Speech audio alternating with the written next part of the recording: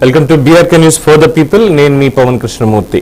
Yes, మొత్తానికి కాకినాడ సీపోర్ట్కి సంబంధించినటువంటి దాని మీద మళ్ళీ కాస్త దూకుడు మొదలైంది అనేది చాలా స్పష్టంగా తెలుస్తున్నటువంటి అంశం. విజయసాయిరెడ్డి గారిని ఎన్ఫోర్స్మెంట్ డైరెక్టరేట్ విచారణకి పిలిచి చాలా ప్రశ్నల పర్వం అనేది కూడా జరిగింది. ఏ ప్రశ్నలు అడిగారు ఏంటి అనేది చూసాం ఆల్రెడీ మన హెడ్లైన్స్లో. ఆయన చెప్పినటువంటి సమాధానాలకి తెలీదు, గుర్తులేదు, మర్చిపోయా.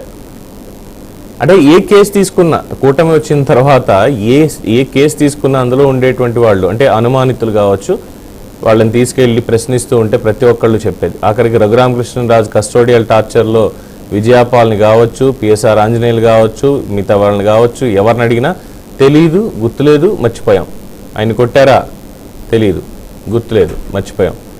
ఇందులో వాటాలు ఎంత మీరు ఇచ్చేశారు? మీరు ఆడిటర్గా ఉన్నారు కదా, తెలీదు, గుర్తులేదు, మర్చిపోయాం.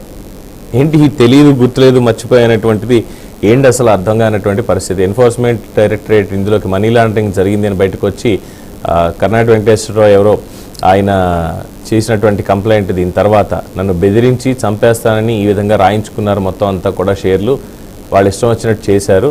దీంట్లో సుబ్బారెడ్డి గారు అబ్బాయి కావచ్చు, లేదు అంటే ఈయన అల్లుడు కావచ్చు, విజయసాయిరెడ్డి అల్లుడు కావచ్చు, ఇలా చాలామంది ఉన్నారు, వీళ్ళ వల్లే ఇదంతా జరిగింది అని చెప్పి. అయితే విజయసాయిరెడ్డి మాత్రం ఈ కేవీ రావు ఎవరో నాకు తెలియదు అని చెప్పి ఆయన అంటున్నారు. కనీసం కేవీ రావు ఫోన్ కూడా చేయలేదు అంటున్నారు వైఎస్ఆర్సీపీ రాజ్యసభ ఎంపీ అయినటువంటి విజయసాయిరెడ్డి. అయితే ప్రమాణం కోసం ఇందులోకి దేవుణ్ణి కూడా తీసుకొచ్చేశారు. ప్రమాణం చేయడం కోసం తిరుమల వెంకన్న దగ్గరికి రావాలి అంటూ కేవీ రావుకి విజయసాయిరెడ్డి గారే సవాల్ విసిరారు. అంటే వెంకటేశ్వర స్వామి ఎంత జోక్ అయిపోయాడో విజయసాయిరెడ్డి గారికి మళ్ళీ ఒకసారి. అంటే ఏంటి, గతంలో చూసాం పింక్ డైమండ్ అనేది ఒకటి ఉండేది. కృష్ణదేవరాయల కాలంలో కృష్ణదేవరాయలు స్వామివారికి ఇచ్చాడు.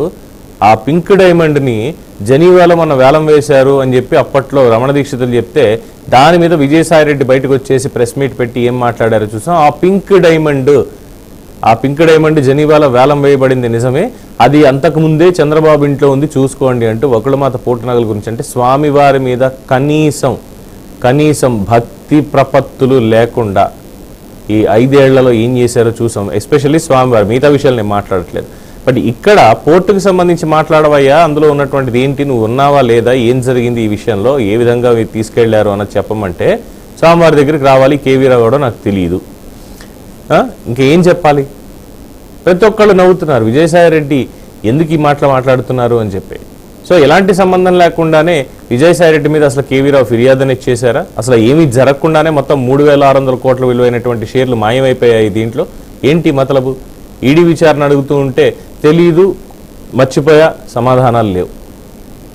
మరి ఒక ఎంపీ హోదా అనేది కూడా ఈ విచారణలో ఏమైనా ప్రభావం తీసుకునేటువంటి అవకాశం ఉందా? ఎందుకంటే ఢిల్లీలో ఉన్నటువంటి పెద్దలకి సంబంధించి బాగానే పరిచయాలు ఉన్నాయి కాబట్టి ఎన్ఫోర్స్మెంట్ డైరెక్టరేట్ విచారణలో ఏం చెప్పారు రికార్డు చేసుకుని పంపించేయడమైనా, తర్వాత ఏమైనా ఫర్దర్గా విచారణ ఆస్తవాలు అన్నీ చూపించి గిరెస్టులు లాంటివి ఏమైనా ఉంటాయా అనేది కూడా ఇందులో వేచి చూడాల్సినటువంటి అంశం. సో ఇది ఈరోజు మన ఫర్ ద పీపుల్ డిబేట్. మనతోటి